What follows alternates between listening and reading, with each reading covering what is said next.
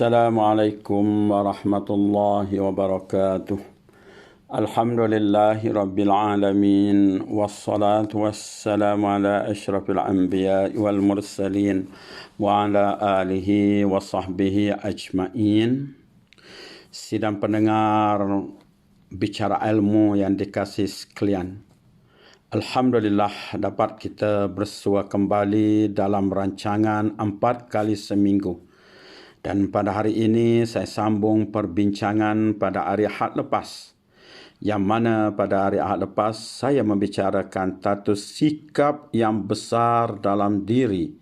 Satu faktor yang besar dalam diri mempengaruhi prestasi seorang, iaitu namanya MALAS, malas. Malas kita dah bincangkan baru ini bagaimana dia telah mempengaruhi seseorang, mengapa menjadi malas dan apa kesan jika kita membawa sikap malas ini. Dan yang paling bahayanya, sikap malas ini merupakan tabiat yang sedia ada. Sedia ada maksudnya di sini yang kalau orang dewasa ia telah mengimport sikap malas ini mungkin sewaktu dalam pendidikan, waktu awalnya sewaktu kanak-kanak lagi, kemudian menjadi remaja yang malas, kemudian dia menjadi orang dewasa yang malas, dan apabila dia menjadi orang dewasa yang malas, maka lahirlah sikap-sikap yang kurang menyenangkan. Kalau dia berada di organisasi, dia menjadi seorang yang kualiti rendah dalam melaksanakan tugas. Kalau dia menjadi seorang ibu ataupun ayah, dia tak ambil kisah, iaitu salah satu daripada cirinya MA. A itu ialah ada aku kisah. Dia tak kisah pun, ya. Anaknya dapat pendidikan agama ataupun tidak, dia menyumbang atau tidak pada masyarakat, dia ada ilmu dia mengajar ke tidak. Itu semua ialah bertitik tolak daripada sikap malas. Dan pada pagi ini kita nak sambung kepada sikap rajin. Dan kita tahu lawan kepada malas ialah rajin. Dan kalau ada menebalnya sikap rajin dalam diri seseorang itu, dia bakal menerbitkan ciri-ciri yang sangat disenangi oleh individu, kawan, organisasi dan sebagainya. Kerana semua orang nak kepada rajin yang positif, bukan rajin yang negatif. Rajin yang negatif, rajin tidur, rajin buat, rajin derak, rajin juga. Yang itu kita tak nak. Kita nak ialah dalam arti kata rajin yang positif. Mak dan ayah sangat mengharapkan anak-anak yang rajin. Seronok kita tengok anak-anak kita rajin sembahyang, tak nanti disuruh kemas rumah, tak nanti diarah buat kebaikan, tak nanti orang bagi tahu. Dia tahu peranan dia. Dalam bahasa mudahnya, orang yang rajin ini yang menyenangkan semua orang. Dan rajin ini letak pada level masing-masing. Kalau pelajar sekolah yang rajin, insya-Allah dia berjaya di dalam exam. Kalau remaja yang rajin, remaja yang terlibat sana dengan NGO, dengan persatuan yang macam-macam lah ya, dia terlibat. Bagus. Dan apabila dia menjadi orang dewasa yang rajin, jadi ibu bapa yang rajin, jadi pekerja yang rajin, semuanya ini menatijahkan kebaikan pada diri dan orang sekeliling. Baik, daripada perkataan rajin itu sendiri untuk menerbitkan ataupun untuk membugarkan semangat rajin dalam diri ataupun mengapa seorang itu jadi rajin, kita bermula dengan huruf R. Apa itu R? R maknanya rasa rugi. Orang yang rasa rugi tak bangun awal tertinggal tahajud, maka dia akan jadi rajin untuk bertahajud. Orang yang rasa rugi tidak bersedekah pada waktu pagi, maka dia akan bersedekah pada waktu pagi. Orang yang rasa rugi jika dia tidak ambil kesempatan sewaktu dia jadi guru untuk menaburkan ilmu, untuk mendapatkan manfaat yang dipanggil ilmu yang berkekalan, ilmu yang bermanfaat, bakal menjadi pahala yang berkekalan walaupun tuannya dah mati, tetapi anak murid mengamalkannya, anak murid mengajar pada orang lain pula, anak murid kepada anak murid meneruskan apa yang diajar, semuanya dapat pahala. Jadi kalau kita jadi guru sekarang, kita berada di lapangan yang sepatutnya kita rajin untuk memberikan ilmu yang terbaik untuk anak didik kita. Itu yang dikatakan rasa rugi. Perasaan rasa rugi ini menjadi pendorong yang utama. Mudah aja kita tengok. Kalau ada kedai yang berikan diskaun 50%, walhanya barang itu dah ada rumah kita. Tetapi mengapa kita bekerja? Contoh dulu Kok Mehmet yang buat apa tu? Yang lelong tilam RM1 di Kota Baru. Rupanya pukul 4 pagi sudah ada orang yang beratur walaupun rumahnya dah ada tilam. Kerana dia rasa rugi kalau tak ambil peluang itu. Maka sekarang kita guna perkataan ini. Rasa rugi jika tidak ambil peluang tersebut. Peluang PKP, banyak duduk di rumah. Rasa rugi kalau dia biarkan begitu saja. Lelah-lelah pergi dapur, tubik luar, tidur, rehat.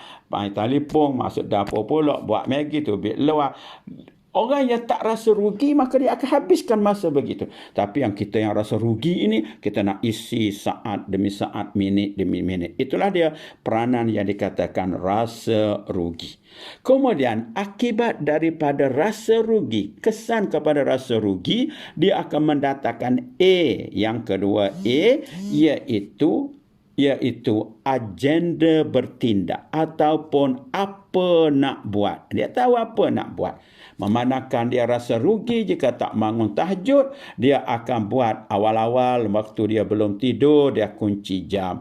Awal-awal dia pesan pada pasangannya tolong kejutkan pada pukul sekian-sekian. Itu namanya apa nak buat. Pada pagi ini begitu juga. Dia rasa rugi tidak guna masa yang kita ada sehingga kita tidur malam nanti. Maka dia rancang pagi ni apa aku nak buat, petang apa aku nak buat, dengan siapa aku nak jumpa, dengan siapa aku nak kontak. Ini orang yang dia apabila ada rasa rugi, dia akan ada agenda bertindak. Kemudian J iaitu jauhi perkara-perkara negatif. Yang mengganggu kita ni, yang menjadi pengganggu kita ialah benda-benda negatif. Antara benda yang negatif ialah pencuri masa. Pencuri dompet pun dah bahaya, tetapi pencuri masa ni kita bela dia, kita jaga dia duduk dalam diri kita. Sebab itu kita tak terasa pun dia sedang mencuri kita. Tapi kalau duit orang curi RM2 pun kita cari kerana kita sedar duit kita hilang. Tapi ada satu benda yang sentiasa mencuri kita. Pencuri apa tuan-tuan sekalian? Namanya pencuri masa. Apa makna pencuri masa? Dia curi masa kita. Siapa yang mencuri ni? Antaranya ialah televisyen kita di rumah, telefon kita di tangan, kawan-kawan yang ajak bersembang dan sebagainya. Semua itu adalah pencuri masa kita. Oleh sebab itu, kita jauhi daripada perkara-perkara itu untuk menjadikan kita orang yang rajin. Sepatutnya kita boleh buat kerja lain, tapi tersilau cerita sedap di TV. Kita pun duduk. Mula-mula nak duduk 5 minit. Lepas tu jadi setengah jam. Lepas tu ada jadi 1 jam. Lepas tu dia pesan pula, jangan lupa episod seterusnya. Maka kita pun taat dan setia kepadanya. Itu namanya pencuri masa. Okey, jadi orang yang rajin dia jauhi perkara-perkara tersebut. Ya, handphone tidak sentiasa berada di tangan. Kalau duduk di tangan kat rumah sentiasa di tangan, setiap masa nak buka handphone, mungkin dia letak tempat lain. Dia nak pergi masjid umpamanya, dia tinggalkan ataupun dia tak bawa handphone tersebut. Tapi kalau waktu dia bawa, lepas salam tu pun dah tercari-cari nak buka handphone. Pak Imam sedang baca doa, dia sedang baca WhatsApp. Kurang sopan orang ini. Itu dia namanya pencuri masa. J, jauhi perkara negatif. Kemudian orang yang rajin ini dia akan menjadi, mengapa dia jadi rajin? Sebab dia ada satu sikap, iaitu sikap ingin berubah. Ini penting. ingin berubah. Kerana ingin berubahlah dia jadi rajin buat benda tersebut walaupun sebelum ini dia tidak buat. Kerana ingin berubahlah, biasanya orang pesan kat dia zikir 100 kali tetapi dia tambah jadi 1000 kali. Mengapa? Kerana dia ingin meningkatkan kualiti diri, ingin rapat dengan Allah Subhanahu Wa Taala, ingin memberi manfaat yang lebih pada orang lain. Disebabkan ingin ini, kehendak ini. Betul lah. Orang Kelantan kata cokik mok bolok tu pak dalam boka, nak ayak nak mudah kita buat kira. Mudah kita buat kira tu maknanya apalah nak perkara tersebut. Tapi kalau tak nak, tak payah ceritalah. Umpamanya kalau sembahyang berjemaah waktu bukan PKP ni, walaupun duduk tepi masjid, Tok Bila, 2 orang tu Tok Bila mati, hak banyak tak pergi juga dia masjid. Apa? Kerana dia tidak ingin. Itu dia. Okey, ingin berubah, ingin dapatkan yang terbaik. Kemudian and di sini tuan-tuan dan puan-puan sekalian, mengapa jadi rajin? Ya, kerana dia nak apa yang kata and di sini, iaitu nilai tambah. Nilai tambah di sini peningkatan. Dia nakkan peningkatan. Peningkatan apa? Peningkatan lebih memberi manfaat pada orang. Peningkatan ilmu, peningkatan amal. Dan kalau ingat balik yang saya sebut dulu awal tahun, sempena tahun 2021, kita kena meningkatkan minum ais. Apa itu minum ais?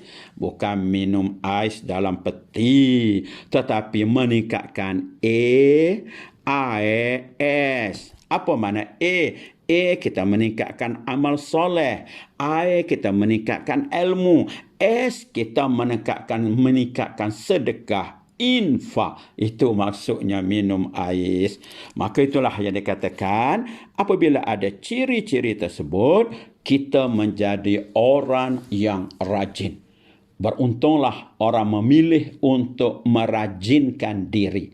Bertuahlah orang membentuk anak didik atau anak sendiri supaya jadi generasi muda yang rajin. Yang ketiga, seterusnya kita dalam hal ini, apabila ada unsur-unsur yang mengganggu kerajinan kita, hendaklah kita ada jiwa yang kuat untuk mengatasi perkara tersebut. Kalau kita minat kepada tengok TV tapi rupa-rupanya merugikan, kita kena tahan, kena jangan tengok banyak-banyak. Kalau kita minat habiskan masa dengan handphone, baca sana, baca sini, tengok sana, tengok sini, maka kita kena katakan kepada diri kita bahawasanya ini merugikan aku, lebih baik aku gunakan masa untuk perkara lain. Itulah dia yang dikatakan sikap yang rajin. Bertuahlah orang-orang yang rajin. Mudah-mudahan kita menjadi orang-orang yang rajin, cikgu-cikgu yang rajin, AKP yang rajin, ibu bapa yang rajin. Selamat merajinkan diri. Mudah-mudahan rajin memberi manfaat kepada kita semua. Sekian. Assalamualaikum warahmatullahi wabarakatuh.